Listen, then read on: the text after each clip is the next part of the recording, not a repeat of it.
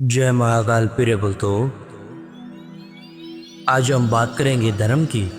जब और अधर्म अपनी सीमा लांघता है तो एक शक्ति प्रकट होती है जिसे कोई रोक नहीं सकता, जिसे खुद काल भी डरता है, और वो है भगवान शिव। शिव एक नाम, कई रूप। शिव सिर्फ एक देव नहीं है बल्कि संसार के अधिपति है। उन्हें भोलेनाथ कहा जाता है, लेकिन जब उनका क्रोध जागता है तो सृष्टि हिल जाती है। जहाँ अन्य देवता दया, प्रेम और न्याय के प्रतीक हैं, वहीं शिव संतुलन के प्रतीक हैं, विनाश के द्वार, सृष्टि की रक्षा करने वाले।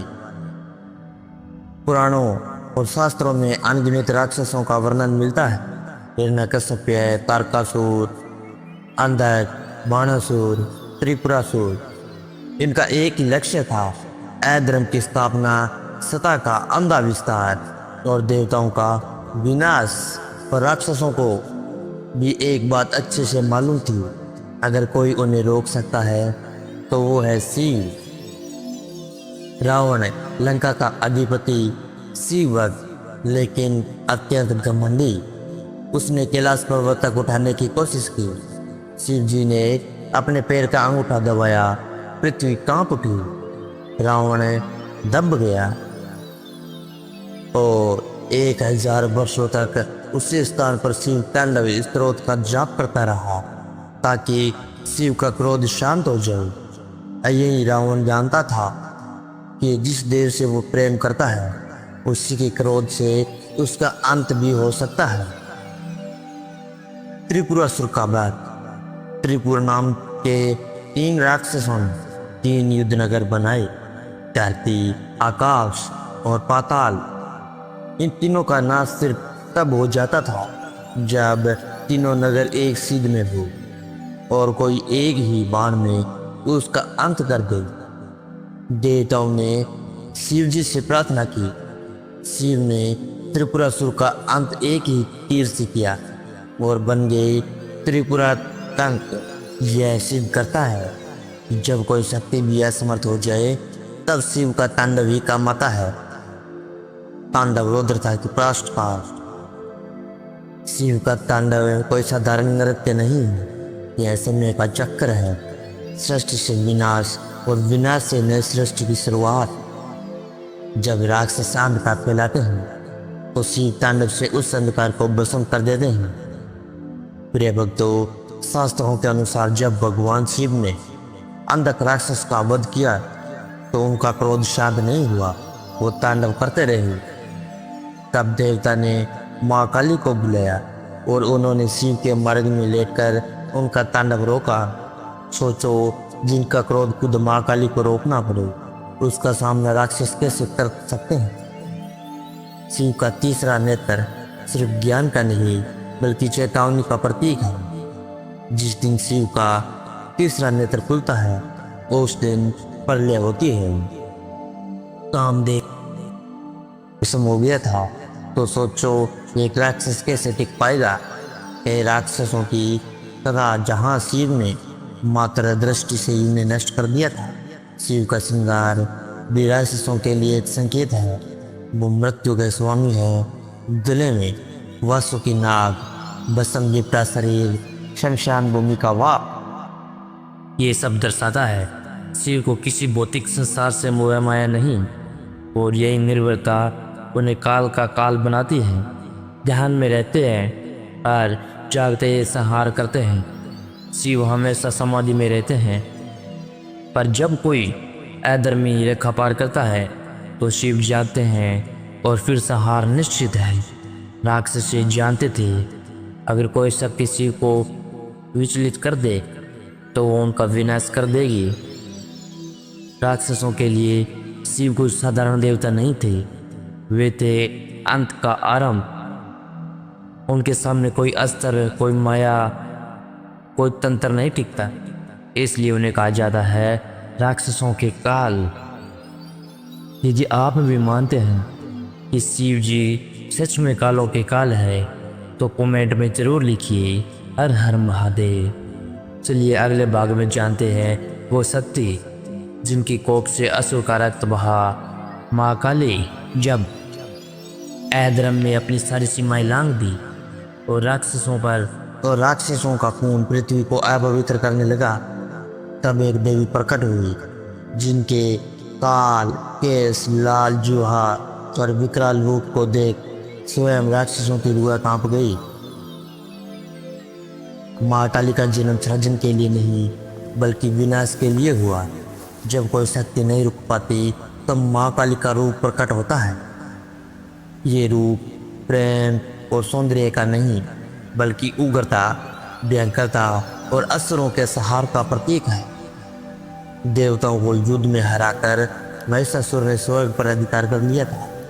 तब तीनों देव ब्रह्मा, विष्णु और महेश ने अपनी शक्तियाँ एकत्रित की और एक तेजस्विनी देवी का प्रकट होना हुआ। वो थे माँ दुर्गा।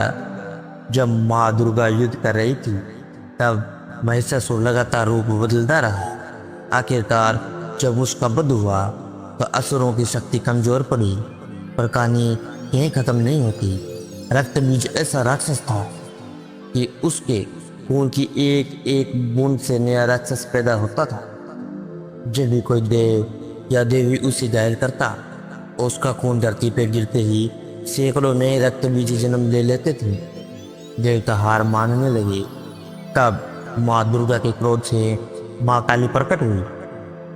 उनकी आंखें लाल थी, जीभ बाहर निकली हुई, गले में असुरों की खोपड़ियाँ की माला। उन्होंने युद्ध भूमि को रक्त से रंग डाला।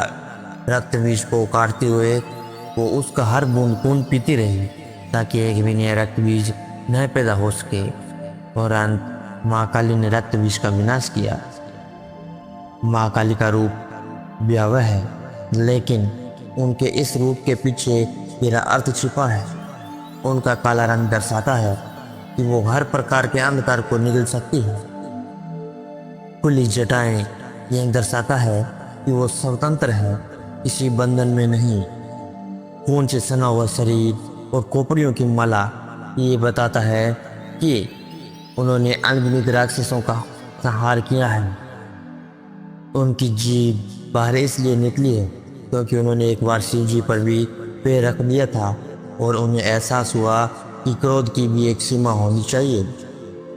जब शिव भी शांत नहीं कर पाए, माँ काली जब युद्ध करती है तो उन्हें कोई रोक नहीं सकता। कई पुराणों में वर्णन है कि रक्तबीज को मारने के बाद भी उनका क्रोध शांत नहीं हुआ। उन्होंने हर दिशा में राक्षसों का संहार करना शुरू कर दिया। देवता भयभीत हो उठे और अंत में शिव जी स्वयं उनके सामने शव का रूप लेकर लेट गए। जैसे ही माँ काली ने शिव पर पांव रखा, उन्हें होश आया और उनका तांडव रुका। यही उनकी विनाशक शक्ति है जो शिव को भी सामने आना पड़े। तंत्र में माँ काली सिर्फ एक देवी नहीं बल्कि संपूर्ण तांत्रिक शक्तियों की अधिपति है। तांत्रिक साधना में उन्हें महामृत्युंजनी माना जाता है। उनकी साधना करने वाले किसी भी प्रकार के भय, बाधा या राक्षसी प्रवृत्तियों से मुक्त हो जाते हैं। वो शक्ति है जो रक्षा नहीं विनाश करती है। पर ऐद्रम का और भी असुरों जिनका नाश किया, कई असुरों का वध माँ काली ने स्वयं किया। चंद्रमूल शुभ निवेश द्रुमलोचन या फिर निशुभ। हर बार जब ऐद्रम ने हद पार की तब माँ काली का विकराल रूप सामने आया। उनकी उपस्थिति ही राक्षसों के लिए मृत्यु का निमंत्रण बन जाती थी। माँ काली कोई साधारण देवी नहीं, वो भक्ति और भय का संगम है। जहाँ भक्त उन्हें माँ कहते हैं, वही राक्षसों ने मृत्यु, विनाश और नाश की देवी मानते हैं। उनके सामने कोई भी अधर्म जीव टिक नहीं सकता, इसलिए उन्हें कहा गया राक्षसों की विनाशिनी।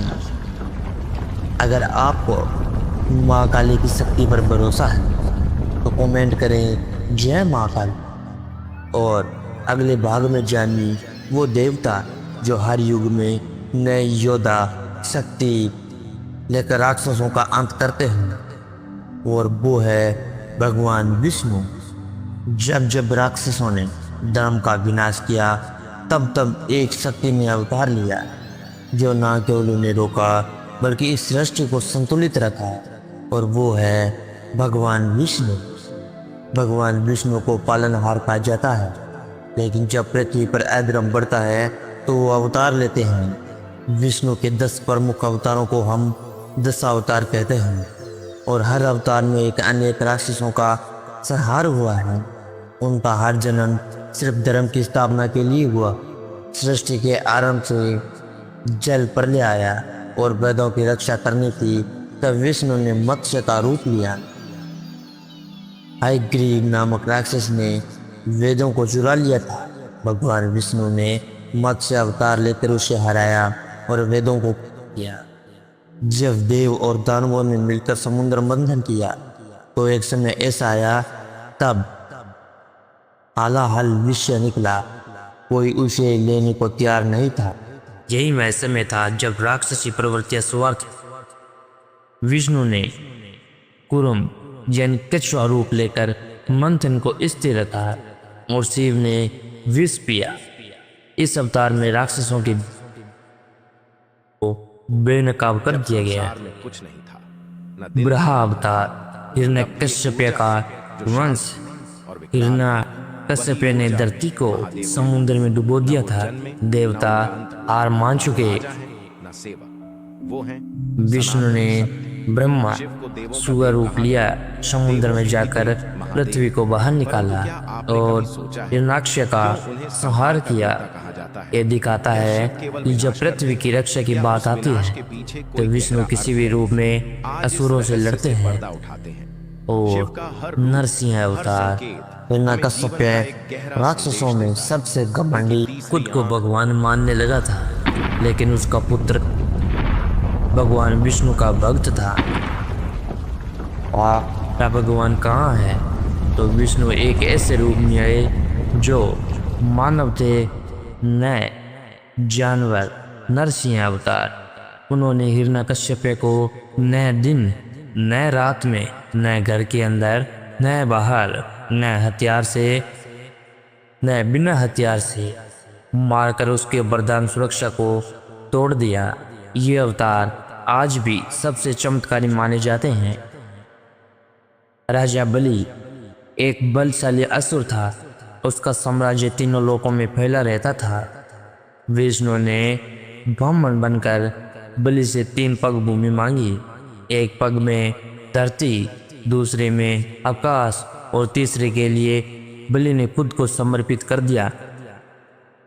राक्षसों के अहंकार को विष्णु ने बिना युद्ध के लिए हरा दिया।